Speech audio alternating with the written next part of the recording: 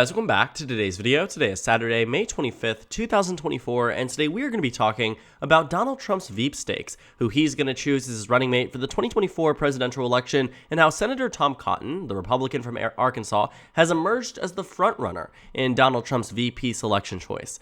Now, a lot of this information that we get around Donald Trump's choices for vice president, who he wants to serve alongside him in potentially a future administration, does come from those on the inside.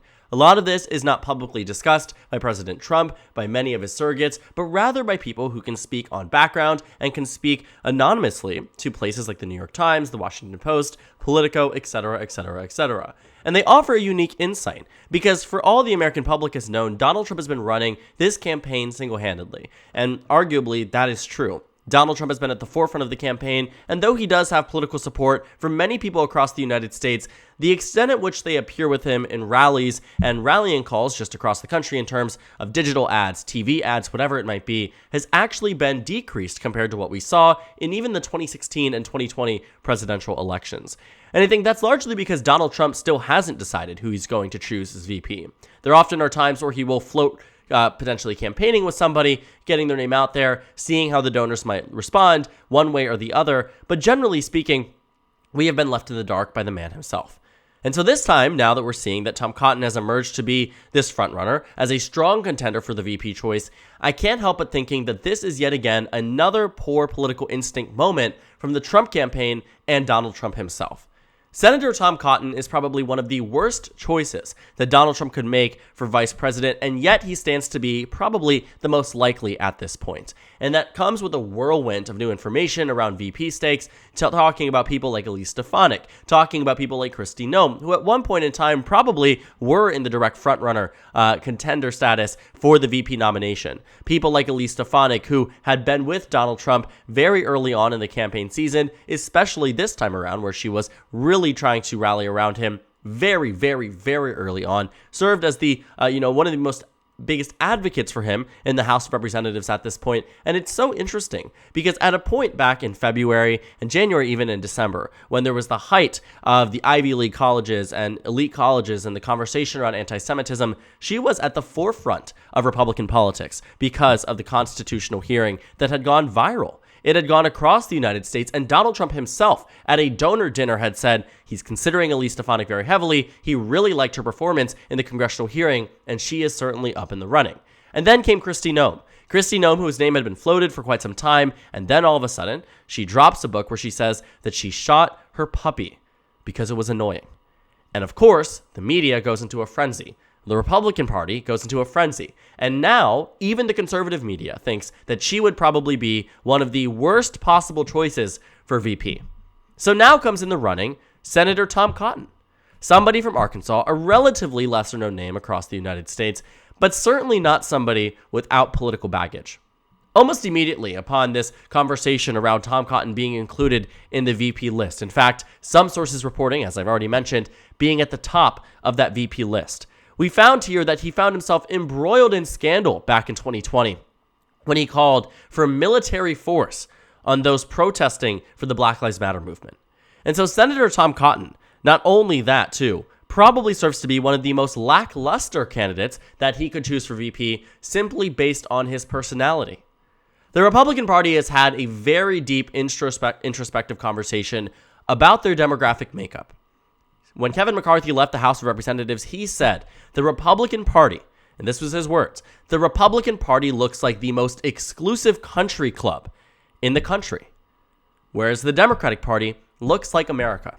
And so this very long and extensive conversation has been had for Republicans, honestly, for decades now, about how do they bring in minority voters? How do they appeal to a group of voters that aren't older voters, white voters, and groups of demographics that they have never been able to win before?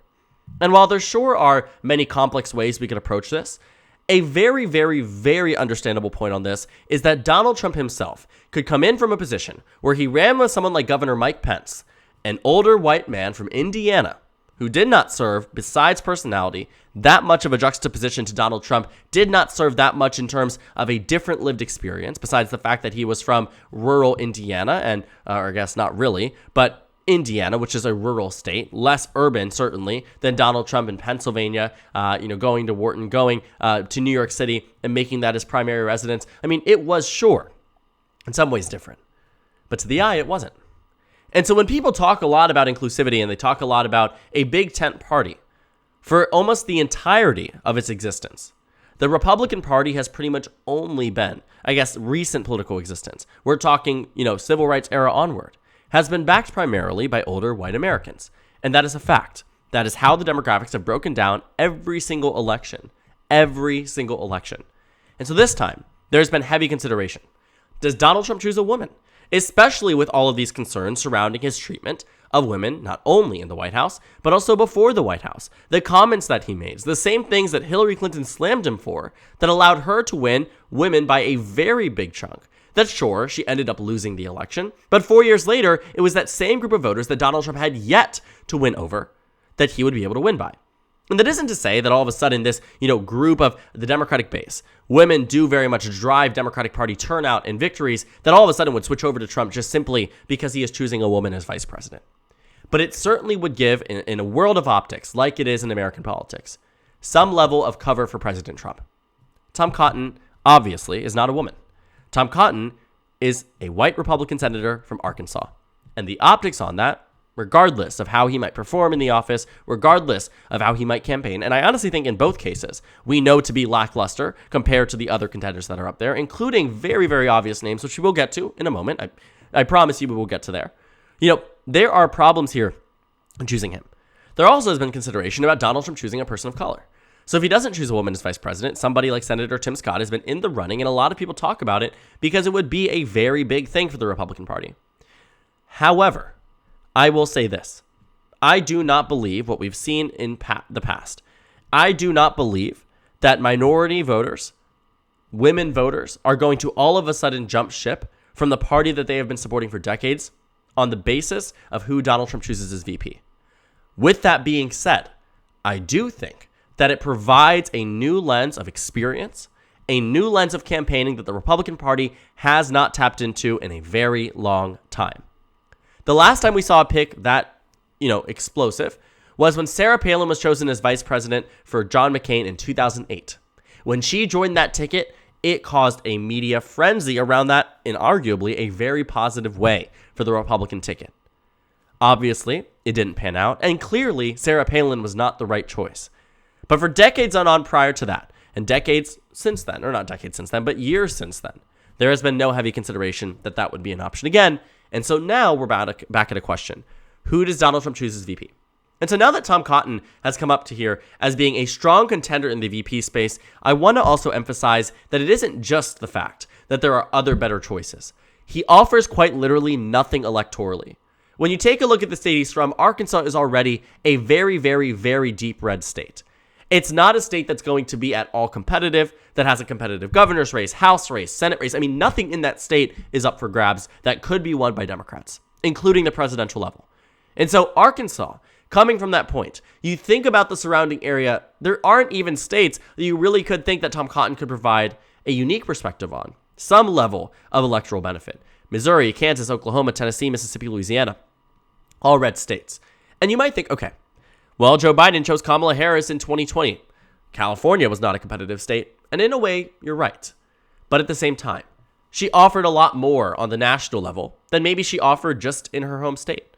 Maybe she offered more for Joe Biden across the country, especially in a year where you needed every single thing to work right for Democrats to win. Republicans arguably needed that too, but every single thing needed to work right. And so when Kamala Harris joined the ticket, she was all across the country traveling and campaigning. And arguably speaking, it was a historic choice. The first black woman being elected as vice president was history and is history in the United States. Kamala Harris made history. Tom Cotton offers nothing than the status quo that Republicans have been putting up for decades on end.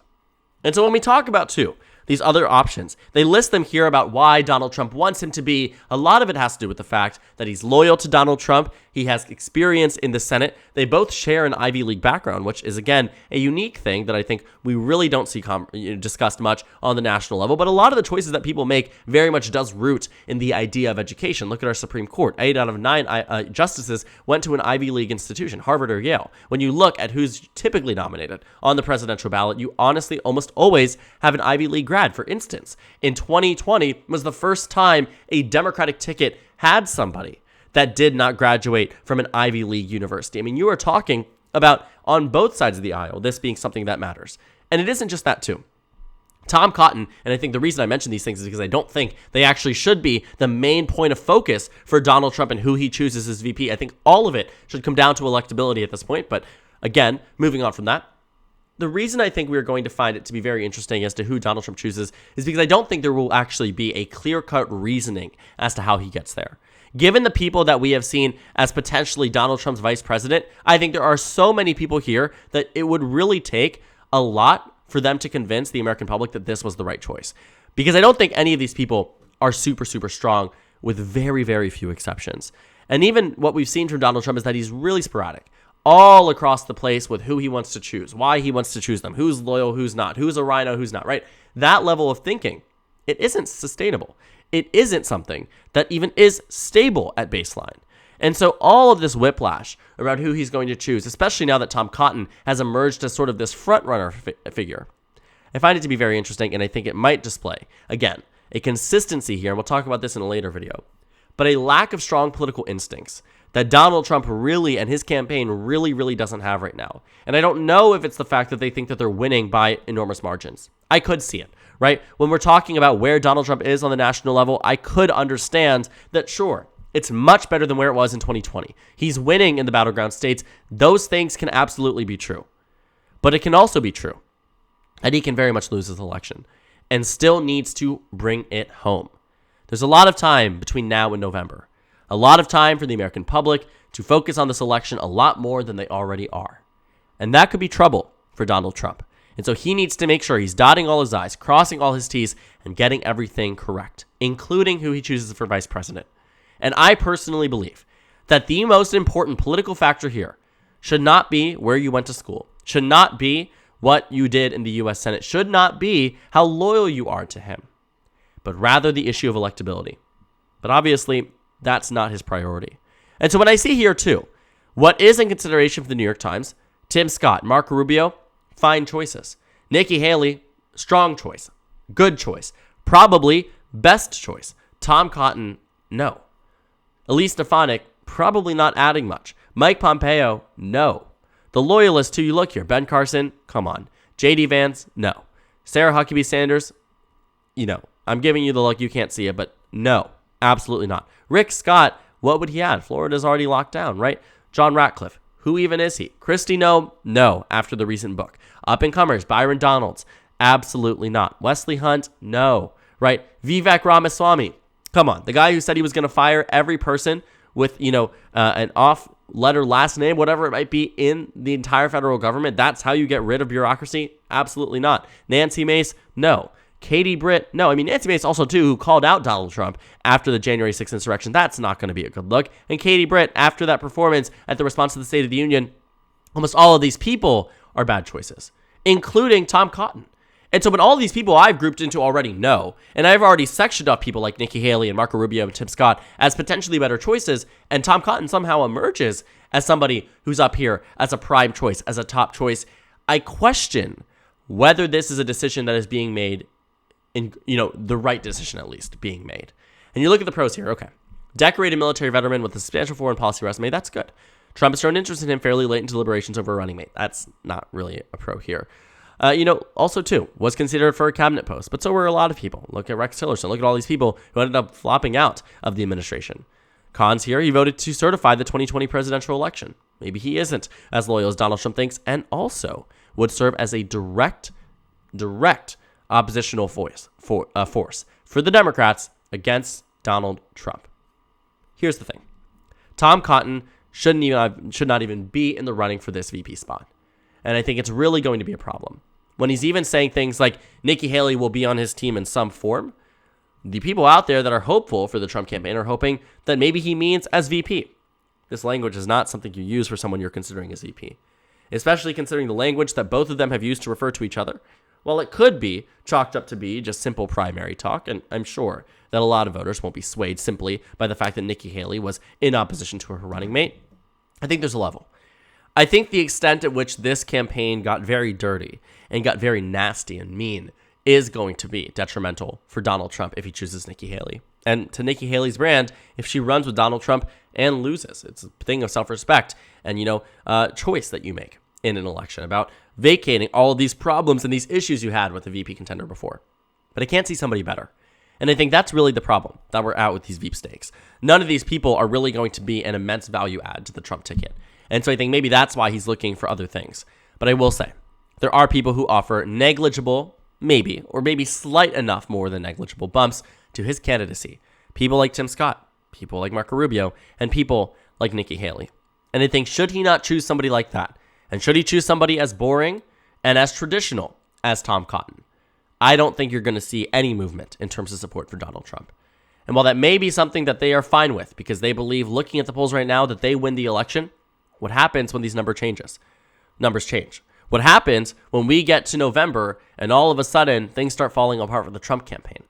Happened for Republicans in 2022. Could very well happen again in 2024. And so everything needs to come correct. Everything needs to be done correctly. Tom Cotton can't be the VP nom. It needs to be somebody strong. Needs to be somebody who can hold their own against Kamala Harris at the debate. Needs to be someone who can campaign on their own and inspire crowds. Tom Cotton isn't that guy. And so it's very interesting to see really how these VP choices are being made. And I think maybe the wrong ones are being made at this point in time, but only time will tell. So thank you guys so much for watching this video. Make sure to comment down suggestions below. Subscribe on the left if you haven't already, and check out the Instagram and Twitter. At the bottom left of the screen, there's also a Discord server for you to go ahead and join. On the screen, there's a video you can watch and then a playlist from my 2024 election analysis videos. Again, thank you guys so much for watching, and I will see you all later today.